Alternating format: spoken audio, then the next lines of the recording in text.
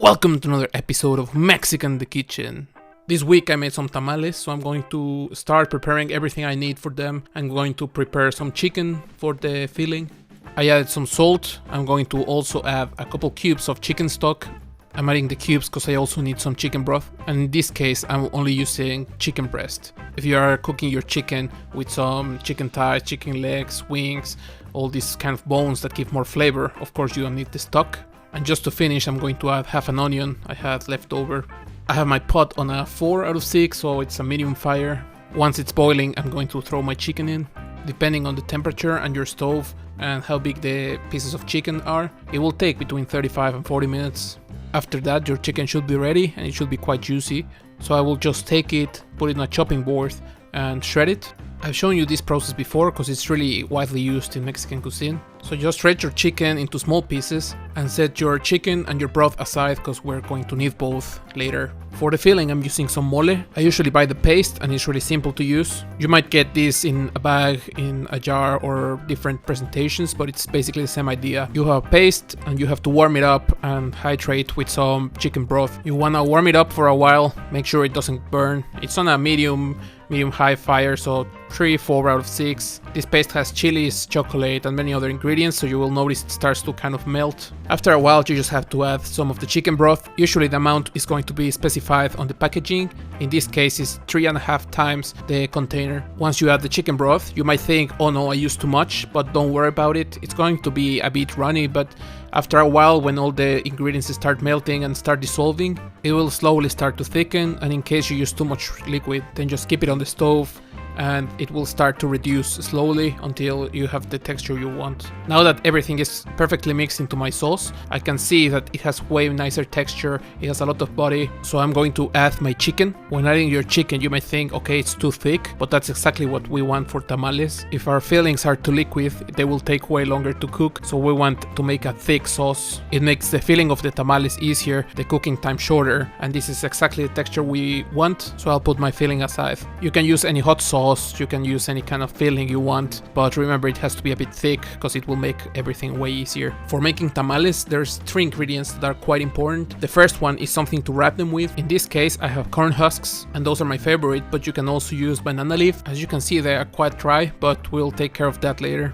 Next thing you need is the corn flour. I'm using the maseca for tamales. You can use the normal maseca. This one just has a bit more of a rough texture, which is better for tamales, but you could also use naturello, you could use even harina pan. Third, we need the fat. Traditionally you would use lard, but in this case I'm using some vegetable oil. In other parts you might find it as vegetable shortening. I've seen online some other brands like Crisco, Trex or Inca are popular. Just choose whatever you like.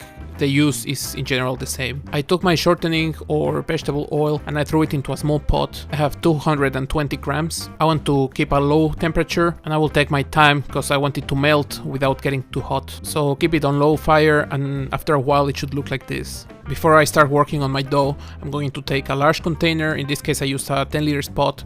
I'm going to fill it with hot water and I'm just going to soak my corn husks there. We want them to hydrate and they will be way easier to handle and to use. Make sure they're covered with water. We'll wait between 15 to 30 minutes, so it's nice if you do this at the beginning of the process so they are a bit wet and ready when we want to start making our tamales.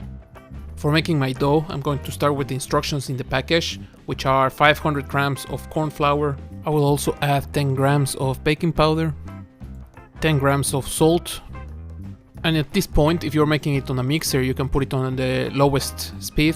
In my case, I'm just going to take a fork and make sure everything is mixed nicely. I'm going to take maybe 30 seconds or a whole minute just mixing. Now that my dry ingredients are mixed, I'm going to add my fat, either shortening or lard, whatever you are using. If you have a mixer, this will be way easier, but if not, I'm going to use my hand and I'm just going to mix everything as well as possible. Of course you will notice it's still quite dry, it's missing some more liquid. You will notice our dough starts looking a bit like crumbs. This is because we still need some liquid, and this is why we saved some of our chicken broth. I'm going to add 650 milliliters. The instructions on the maseca package say that you have to use warm water, but of course if you use the chicken broth you will have so much flavor, it's way better, and That's the way that traditionally people do it. If you're using the mixer, you can throw everything in there. I'm using the hands, so it takes a bit longer, it's a bit harder. So I would add the broth slowly. In this case, I added 1/2, and then after everything was mixed nicely, I added the second half. After a while, I achieved the texture I like. This is what I would prefer. Of course, it depends on the region, but when you take a spoon and you do it this way, you will notice it looks a bit like ice cream. That's what I like. I have everything ready to start making my tamales now. I have my corn husks. Now I took them out of the water. I tried to dry them, pat them dry a bit. I also have my dough ready, and I have my filling, which is mole and chicken. This is how corn husks will look. This is kind of the texture they should have. You will notice they have a bit of a curve shaped at the end. Some people like it because it's easier for them to stuff the tamales. For me, it's a bit on the way, so I'll just cut it. That's a personal preference. Of course, you can leave it or you can cut it, however you prefer. For preparing our tamales, you can take a spoon. You can also do it with the hand, but I find the spoon helps us a lot. I will take some of the dough and just put it on my corn husk. We want to just spread it on the husk. We want to cover around 1/3 of the husk, but we want to cover everything all the way to the sides. Once we spread our dough, we are going to take a spoon of our filling and put it right in the center. After that, we will take one of the sides and close it, and then take the other side. And you might think there's some dough in between, what will happen? But this dough will actually keep it together. And when the dough is ready, you will notice that it comes off the husk quite easily. So we can use this to check if our tamal is ready. After we close our tamal, we can push it a bit, push all the dough to the same line. It will make it look way nicer when we open it. And after that, we can fold our husk and our tamal is ready. You will notice it's open on one side, but it doesn't matter. That side is going to be up, and we'll try to place them vertically into our pot. For making our tamales, we need a steamer, and usually you need a quite big steamer so you can put your tamales vertically and close it nicely. In this case, I don't have one, so I'm going to share what I did. I just took a couple of these disposable containers. I cut a couple of the small ones, and then I'm placing a bigger one with some holes I did. Of course, if you have one of the tools that is specifically for this purpose, it's even better. If you have a nice big steamer, it's even better. But I think cooking is also a bit of coming up with new ideas and solving problems you have.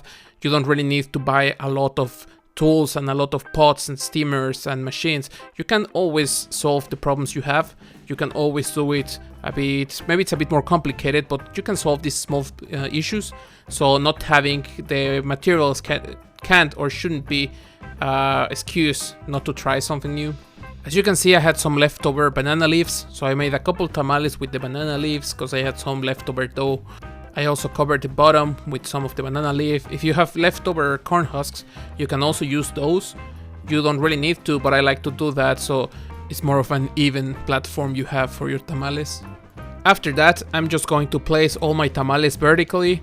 These ones are a bit tilted, but it doesn't really matter. The point is that they have to be horizontally a bit, so the stuffing doesn't come out.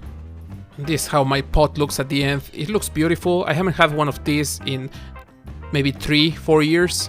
Last time I was in Mexico, I didn't have any, so I really can't wait to see how this turns out.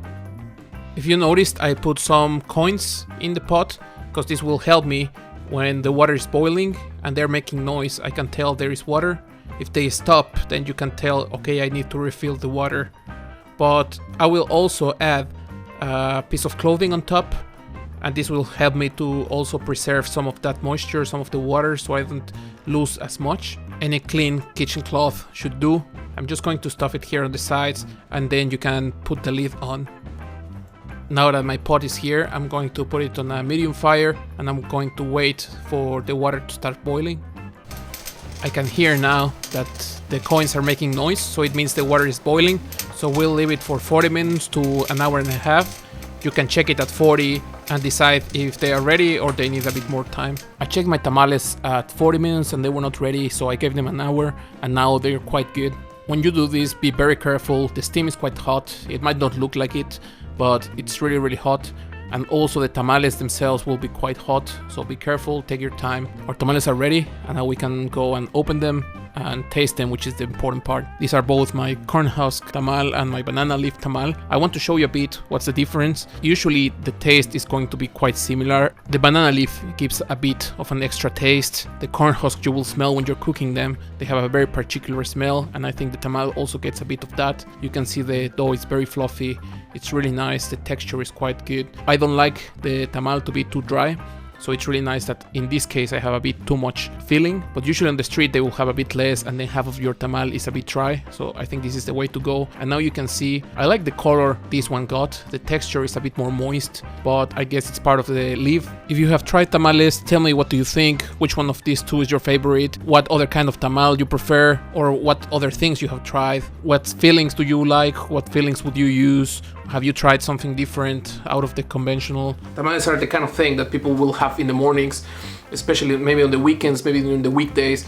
You can go out at 6 a.m. There's already people selling. They're super cheap.